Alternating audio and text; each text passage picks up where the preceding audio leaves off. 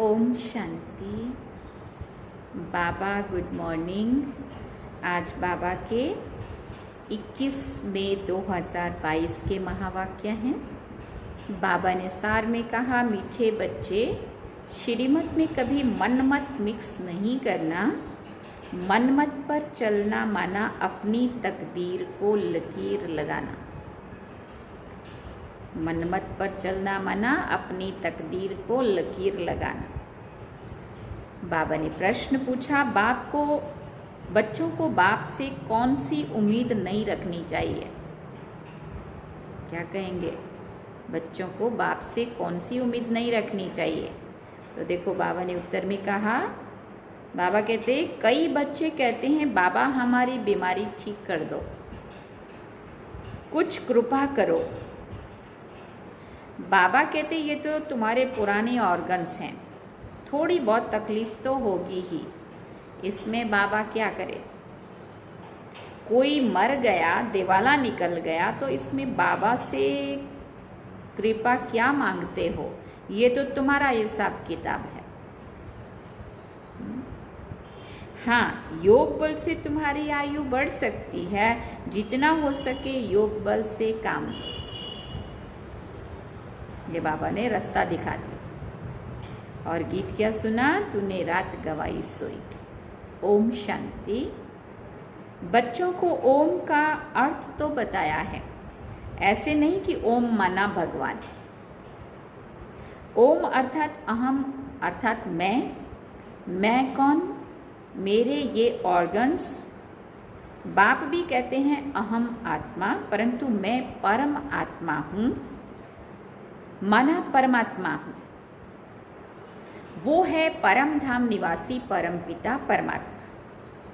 कहते हैं मैं इस शरीर का मालिक नहीं हूँ। मैं क्रिएटर, डायरेक्टर, एक्टर कैसे हूँ, ये समझने की बातें हैं।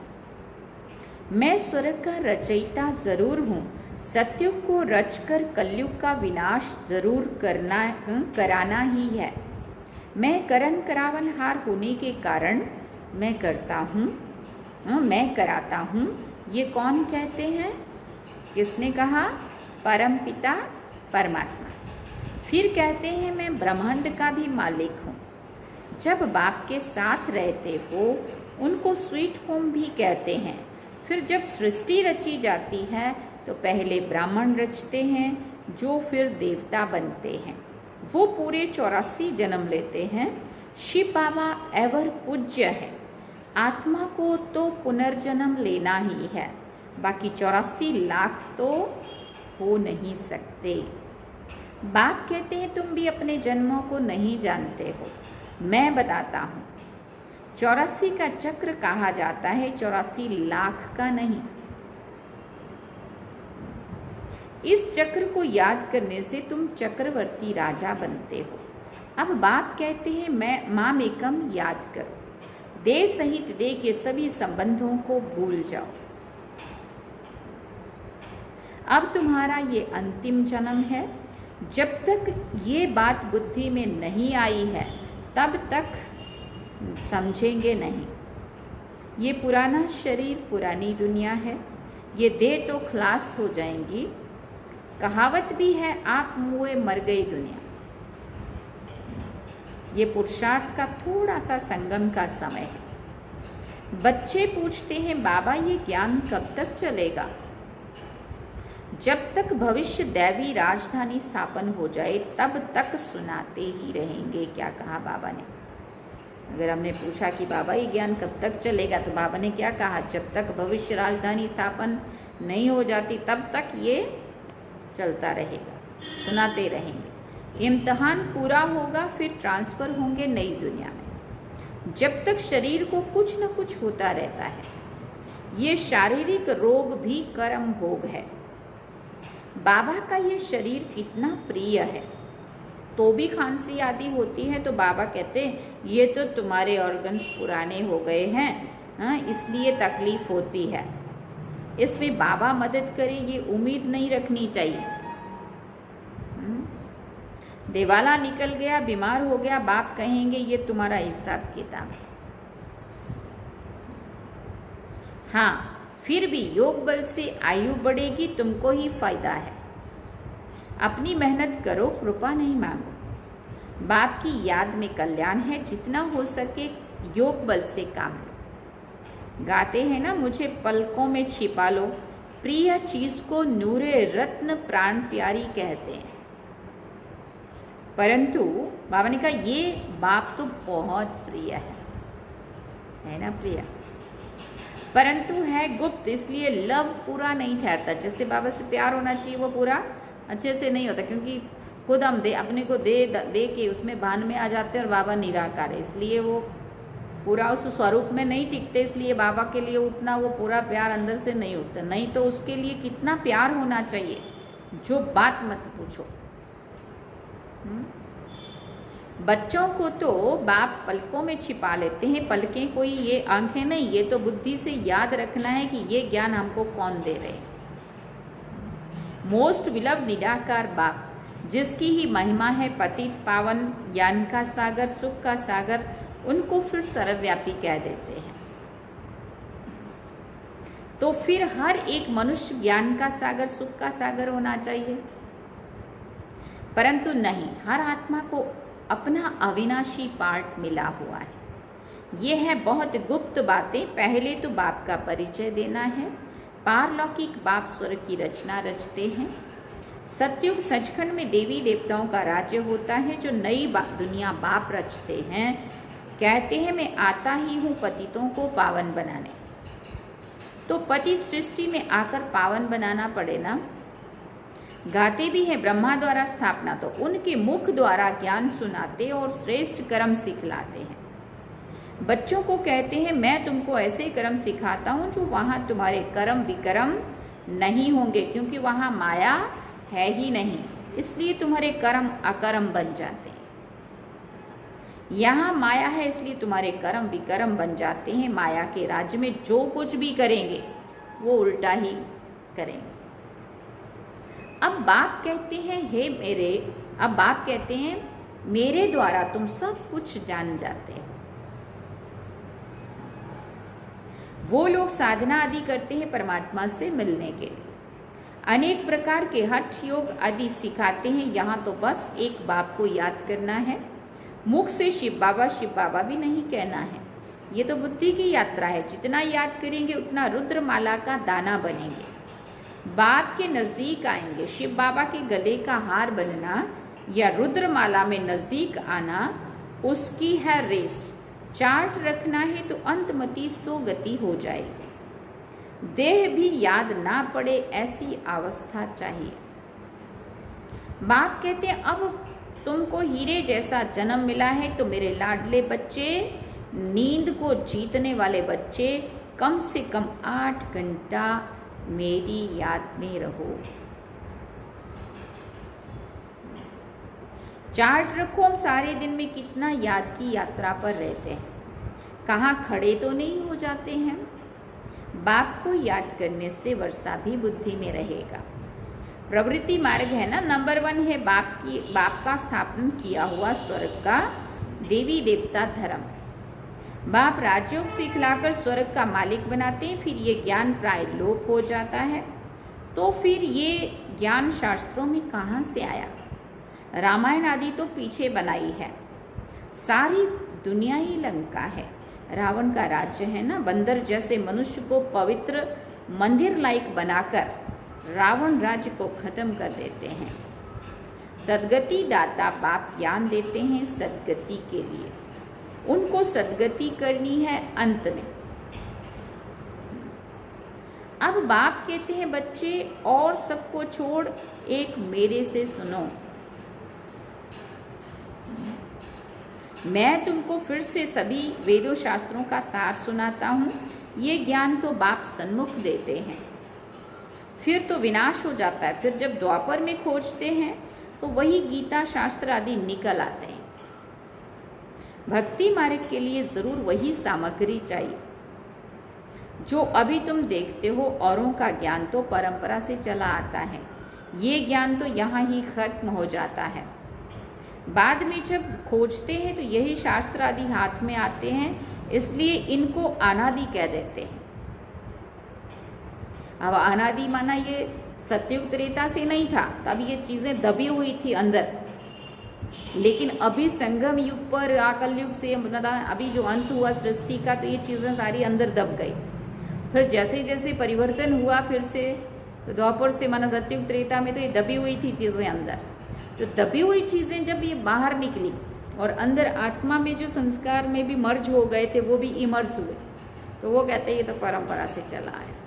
परंपरा माना सतयुग त्रेता वाली बात नहीं है, लेकिन अभी की बात जो प्राय लोप हो गई वो फिर से सामने आई। तो द्वापर में सब वही शास्त्र आदि निकलते हैं, तब तो आकर फिर से सभी का सार सुनाता हूँ ना, वही फिर रिपीटेशन होगा। कोई रिपीटेशन को मानते हैं, कोई क्या कहते हैं, अनेक मतें हैं। वर्ड की हिस्ट्री ज्योग्राफी तो तुम बच्चे ही जानते हो और कोई जान ना सके। उन्होंने तो कल्प की आयु लाखों वर्ष कर दी है। ऐसे भी बहुत लोग हैं कि महाभारत युद्ध को 5000 वर्ष हुए। ये फिर से वही लड़ाई है, तो जरूर गीता का भगवान भी होगा। अगर श्री कृष्ण हो तो फिर वो मोर मुकुटधारी चाहिए। श्री कृष्ण तो सतयुग में ही होता है, फिर बाबा ने कहा वही श्री कृष्ण तो अभी हो ना सके। भले वो आत्मा ने पूरा 84 का चक्र लगाया, लेकिन उसी नाम और उसी रूप से तो अभी नहीं मिलेगी ना। इनके दूसरे जन्म में भी वही कला नहीं रहती है। 16 कला से 14 कला बनना है, तो जन्म बाई जन्म थोड़ा थोड़ा फर्क पड़ता जाएगा। ऐसे तो मोर मुकुटधारी बहुत है। श्री कृष्ण जो पहला नंबर 16 कला संपूर्ण है, उनकी तो पुनर्जन्म से थोड़ी थोड़ी कला कम होती जाती है। ये बहुत गुहिया राज है। बाप कहते हैं ऐसे नहीं है कि चलते फिरते घूमते समय गंवाओ। यही कमाई का समय है। जिनके पास धन बहुत है वो तो समझते हमारे लिए यहाँ ही स्वर्ग है। बाप कहते भले ये स्वर्ग तुमको मुबारक हो। क्या कहेंगे बाबा, अगर वो यही समझ के बैठे हैं कि हमारे लिए तो यही स्वर्ग है, स्थूल चीजें, सुख साधन, जो भी कुछ चाहिए था वो तो यही मिल गया। हाँ, बट कोई बीमारी नहीं आएगी ऐसा तो नहीं है, अचानक कोई दुख तकलीफ कष्ट नहीं आएगा ऐसा तो नहीं है, है ना। इसलिए बाबा कहते फिर भी उन्होंने अगर ये समझा है कि यही स्वर्ग है, तो बाबा कहते भले तुम्हारा स्वर्ग तुम्हें मुबारक हो। बाप तो गरीब निवाज है, गरीबों को दान देना है, गरीबों को सरेंडर होना सहज होता है। हाँ, कोई बिरला साहूकार भी निकलता है, ऐसा नहीं है, बड़े बड़े घर के अच्छे घर के लोग भी हैं। ये बहुत समझने की बातें हैं। देह का भान भी छोड़ना है, ये दुनिया ही खत्म होनी है, फिर हम बाबा के ये दुनिया ही खत्म होनी है, फिर हम बाबा के पास चले जाएंगे, नई सृष्टि बन जाएगी। कोई तो एडवांस में भी जाएंगे। कितने चले गए अभी देखो ना, कितने चले गए, कितने जा भी रहे हैं। श्री कृष्ण के माँ बाप भी तो इन एडवांस में जाने चाहिए ना, जो फिर श्री कृष्ण को गोद में लेंगे। श्री कृष्ण से ही सतयुग शुरू होता है। ये बड़ी गुहिया बातें हैं। ये तो समझ की बात है, कौन माँ बाप बनेंगे, कौन सेकंड नंबर में आने के लायक हैं। सर्विस से भी तुम समझ सकते हो, लक से भी कोई गैलप करके आगे आ जाते हैं। ऐसे हो रहा है, पिछाड़ी वाले बहुत फर्स्ट क्लास सर्विस कर रहे हैं। रूप वसंत तुम बच्चे हो, बाप को भी वसंत कहा जाता है तो वो भी स्टार, इतना बड़ा तो है नहीं। परम आत्मा माना परमात्मा। आत्मा का रूप कोई बड़ा नहीं है, लेकिन मनुष्य कहाँ मूंझे नहीं, इसलिए बड़ा रूप दिखाया है। क्योंकि दो बिंदु छोटे छोटे रख दिए जाए, ये आत्मा है और ये परमात्मा है, तो परमात्मा तो बहुत बड़ी शक्ति है। गुणों और शक्तियों में तो वो सर्वोच्च है ना, तो आत्मा का उससे समानता नहीं होगी। लेकिन देखने में तो रूप एक बराबर दिख रहा है, इसलिए लोग संशय में आ जाएंगे करके तो उनका बड़ा रूप दिखा देते हैं, कहीं मूंझ ना जाए। ऊंचे ते ऊंचा है शिव बाबा, फिर है ब्रह्मा विष्णु शंकर। ब्रह्मा भी व्यक्त से अव्यक्त बनता है और कोई चित्र है नहीं। विष्णु के दो रूप लक्ष्मी नारायण बनते हैं। शंकर का पार्ट सूक्ष्म वतन तक है। यहाँ स्थूल सृष्टि पर आकर के पार्ट बजाने का नहीं है। शंकर जी का साकार में इधर आके स्थूल में पार्ट नहीं है। तो बाबा कहते ना पार्वती को अमर कथा सुनाते हैं, ये सब भक्ति मार्ग की कथाएं हैं, ये शास्त्र फिर भी निकलेंगे। उनमें कुछ आटे में नमक जितना सच है, जैसे श्रीमद् भगवत गीता अक्षर राइट है, फिर कह देते श्री कृष्ण भगवान, ये बिल्कुल रॉन्ग है। देवताओं की महिमा अलग, ऊंचते ऊंच है ही परम पिता परमात्मा, जिसको सब याद करते हैं। उनकी महिमा अलग है, सब एक जैसे कैसे हो सकते हैं? सर्वव्यापी का अर्थ नहीं निकलता है। तुम हो रूहानी सैल्वेशन आर्मी, परंतु गुप्त हो। स्थूल हथियार आदि तो हो ना सके। ये ज्ञान के बाण, ज्ञान कटारी की बात है। मेहनत है पवित्रता में। बाप से पूरी प्रतिज्ञा करनी है, बाबा हम पवित्र बन स्वर्ग का वर्षा जरूर लेंगे। वर्षा बच्चों को ही मिलता है, बाप आकर आशीर्वाद करते हैं। माया रावण तो श्रापित करती है। तो ऐसे मोस्ट बिलव्ड बाप के साथ कितना प्यार चाहिए। बच्चों की निष्काम सेवा करते हैं। पतित दुनिया पतित शरीर में आकर तुम बच्चों को हीरे जैसा बनाए और खुद निर्वाण धाम में बैठ जाते हैं। इस समय तुम सबकी वानप्रस्थ अवस्था है, इसलिए बाबा आया है, सबकी ज्योति जग जाती है तो सब मीठे बन जाते हैं। बाबा जैसा मीठा बनना है, फिर बाबा ने कहा। गाते हैं ना, कितना मीठा कितना प्यारा शिव भोला भगवान। लेकिन बाबा कितना निरहंकार से तुम बच्चों की सेवा करते हैं। तुम बच्चों को भी इतनी सर्विस, इतनी रिटर्न सर्विस करनी चाहिए। ये हॉस्पिटल कम यूनिवर्सिटी तो घर घर में होनी चाहिए। जैसे घर घर में मंदिर बनाते हैं ना, तुम बच्चियां 21 जन्म के लिए हेल्थ वेल्थ देती हो श्रीमत पर। तुम बच्चों को भी श्रीमत पर चलना है। कहाँ अपनी मत दिखाई तो तकदीर को लकीर लग जाएगी। किसी को दुख मत दो, फिर बाबा ने कहा। जैसे महारथी बच्चे सर्विस कर रहे हैं वैसे फॉलो करना है। तख्त नशीन बनने का पुरुषार्थ करना है। अच्छा, मीठे मीठे सिकेल दे बच्चों प्रति माता पिता बाप दादा का याद प्यार और गुड मॉर्निंग। रूहानी बाप की रूहानी बच्चों को नमस्ते। हम रूहानी बच्चों की रूहानी माता पिता बाप दादा को दिलवा चांद सिकवा प्रेम से याद प्यार, गुड मॉर्निंग, नमस्ते, थैंक यू बाबा, शुक्रिया बाबा। अब धारणा के लिए मुख्य सार है। पहला पॉइंट, बाप समान निरहंकारी बन सेवा करनी है। बाप की जो सेवा ले रहे हैं उसका दिल से रिटर्न देना है। बहुत मीठा बनना है। दूसरी बात, चलते फिरते अपना समय नहीं गंवाना है। शिव बाबा के गले का हार बनने के लिए रेस करनी है। देह भी याद ना पड़े इसका अभ्यास करना है। फिर वरदान में बाबा ने कहा, ड्रामा के हर राज को जान, सदा खुश राजी रहने वाले नॉलेजफुल त्रिकालदर्शी भव। जो बच्चे नॉलेजफुल त्रिकालदर्शी हैं वो कभी नाराज नहीं हो सकते। भले कोई गाली दे, इंसल्ट कर दे तो भी राजी, क्योंकि ड्रामा के हर राज को जानने वाले कभी नाराज नहीं होते।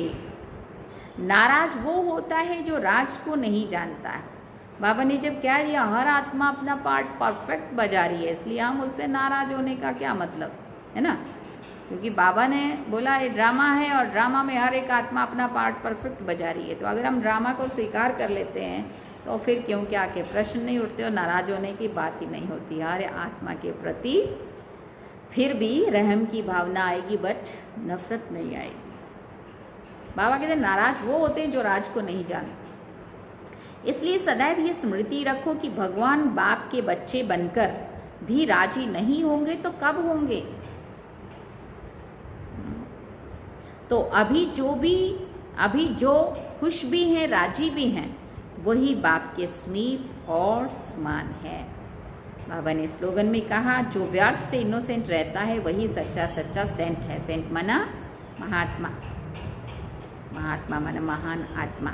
तो जो व्यर्थ से इनोसेंट रहता है वही सच्चा सच्चा सेंट है। सेंट है माना महात्मा है। अच्छा, ओम शांति। ये थे बाबा के महावाक्य जो हमने सुने, और बाबा ने